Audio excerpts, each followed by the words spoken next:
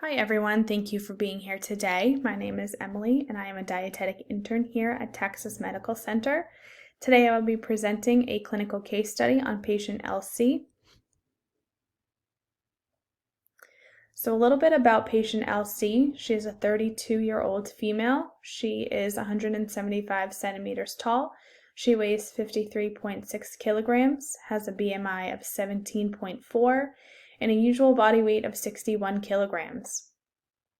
She was given the primary diagnoses of hantavirus pulmonary syndrome, valley fever, small bowel obstruction, and ascariasis, with a secondary diagnosis of profound protein calorie malnutrition. Now, Elsie is an archaeologist and treasure hunter who has spent the last year in Mexico searching for treasure prior to her admission here. The next few slides I'm going to be talking about how she presented to us upon admission, as well as the events leading up to her hospitalization and diagnoses. She had reported a 3-month history of abdominal distension, poor appetite, which resulted in a 16-pound weight loss. She was experiencing some nausea, worsening epigastric pain with some new onset vomiting. In the past 4 to 5 days, she developed headaches, cough, diarrhea, fever, night sweats, leg rash, general malaise, overall discomfort, and not feeling well. The majority of her symptoms that she's experiencing deals with the digestive system as well as respiratory and circulatory systems. The digestive system is where the majority of nutrient absorption takes place, which is why she's experiencing some of the symptoms that she has. In the next few slides, we'll piece together her hospital course and treatment, as well as medical history to see how everything relates, as well as the nutritional implications. So once she was admitted here, she very quickly began to deteriorate, developing hypotension, pulmonary edema, mechanical ventilation, with a total parental order, nutritional order placed to completely bypass the GI tract, as there are some clear abnormalities happening. She was given an X-ray, which showed curvilinear soft tissue density cords, gaseous dilation of the stomach, multiple loops of the small bowel. An abdominal ultrasound showed non-peristaltic small bowel. CT scan showed tube-like structures, small mass in the jejunum, and ileum wall thickening, which often indicates a small bowel obstruction. She was taken to the OR for an exploratory laparotomy after what the imaging revealed. 100 centimeters of the proximal jejunum was found to be necrotic. Loops in the small intestine were found to be roundworms, as well as a bezoar mass in the duodenum. The bezoar mass was pushed into the necrotic section of the jejunum, where approximately 100 centimeters was removed in total, as well as the entire duodenum of 22 centimeters, and surgeons performed an end-to-end anastomosis. So let's talk a little bit about her primary diagnoses and the symptoms that she's experiencing, as well as everything else that I have mentioned so far. Hantavirus pulmonary syndrome is a severe respiratory disease caused by infection with the hantavirus. It is spread through feces, urine, and saliva of virus-carrying rodents. When humans contract the virus, it can infect the cells that line the blood vessels in the lungs, causing them to become weak, fill with fluid, and makes it extremely difficult to breathe. Without the ability for blood vessels to bring oxygen-rich blood to the body's organs, the body will not be able to function properly. It can quickly lead to organ failure. Symptoms of this syndrome are fever, cough, and chills, which are some of the symptoms that Elsie presented with. Valley fever is a fungal disease found in soil in parts of Mexico where Elsie was traveling. It can be found in soil, plants, or physical contact, such as touching rocks. As someone who breathes in these fungal spores that are circulating in the air, they can enter lungs and quickly spread within the lungs as well as other organs. Symptoms of this disease include fatigue, cough, fever, shortness of breath, headache, night sweats, muscle aches, joint pains, and rash on legs, which also explains some of Elsie's symptoms.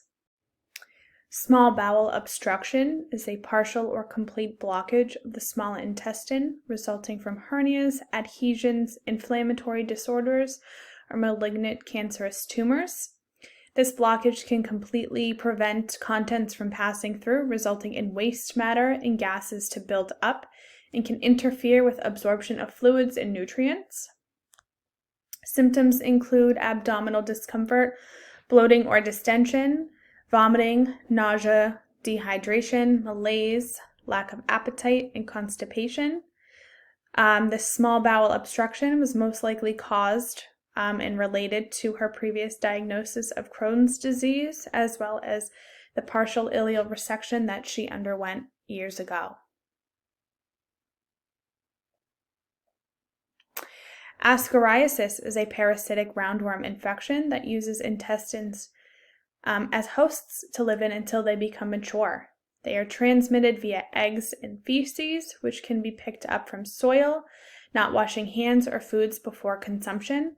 Oftentimes there are no symptoms. However, heavy infestation can lead to light abdominal discomfort and pain, as well as some intestinal blockage. This is something that Elsie most likely picked up from her travels in Mexico.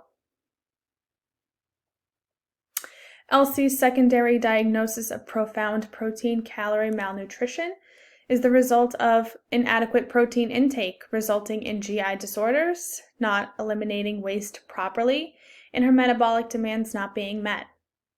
The symptoms include irritability, weakness, impaired cognition, diarrhea, weight loss, and amenorrhea. This could likely have resulted from her hyperthyroidism, as well as the many disruptions causing her small intestine to not absorb nutrients and function properly, and can also be a result from her dietary restrictions as a vegan. So a little bit about her nutritional care process and assessment with food and nutritional related history. She is a vegan. At home, she has a chef prepare her meals daily. She is extremely active. She hikes, walks, climbs daily, especially the last year while she is in Mexico, and denies any alcohol and tobacco use. Again, she's 175 centimeters tall, weighs 53.6 kilograms, has a BMI of 17.4, and a usual body weight of 61 kilograms. A little bit about her relevant medical history. She does have an ongoing vitamin D and B12 deficiency. She suffers from hyperthyroidism, as well as a type 1 diabetic. She has Crohn's disease, and as a result, underwent partial ileal resection to relieve some of the inflammation that she may have had in her bowel. And she could also potentially have a diagnosis of rheumatoid arthritis from her mother's side that could result in a compromised immune system. Several labs were ordered for this patient while she was admitted, and some labs of importance that do not relate to any previous diagnoses are her elevated BUN levels, elevated creatinine, and low creatinine clearance, all of which indicate possible kidney disease. Medications were also administered during her hospital stay, all of which contributing to the parasitic infection that she is fighting, as well as the GI symptoms that she has ongoing, as well as the new onset symptoms that she was presenting with. She was found to have an inadequate protein intake related to profound calorie malnutrition, food preparation and education, which was evidenced by her 16-pound weight loss, decreased albumin levels, and hemoglobin. She spent the last year traveling, and as a vegan, she did not have her chef with her to prepare her meals daily. She was most likely eating anything that was available to her, and with lack of education, she may not understand the importance of protein in her daily diet. Following the procedures, the dietitian recommended Gevity, which is a high-protein and fiber-rich formula given to patients on tube feeding. This was given at 1.5 cals at 45 cc's an hour for 24 hours, as well as 34 cc's of water for 20 4 hours for hydration. The dietitian also worked with her to increase her protein levels while still honoring her vegan preferences. In summary, Elsie presented with a 3-month history of abdominal discomfort plus recent new onset symptoms. She underwent imaging and a laparotomy, which removed necrotic parts of her jejunum as well as the entire duodenum, including a bizarre mass that was found, as well as roundworms. Lab values that were given indicated possible kidney damage. Her medical history did place her at an increased risk for some of the symptoms that she was experiencing, as well as being a vegan, contributing to her lack of protein intake. Enteral feedings were given to replenish some of the nutrients that she was not able to receive due to obstructions in her small bowel. Soon after treatments began, her symptoms started to resolve. She was discharged after a month of hospitalization, and she was scheduled for a bowel transplant. Here are my references, and I want to thank you for taking the time today to listen to my presentation, and have a good night.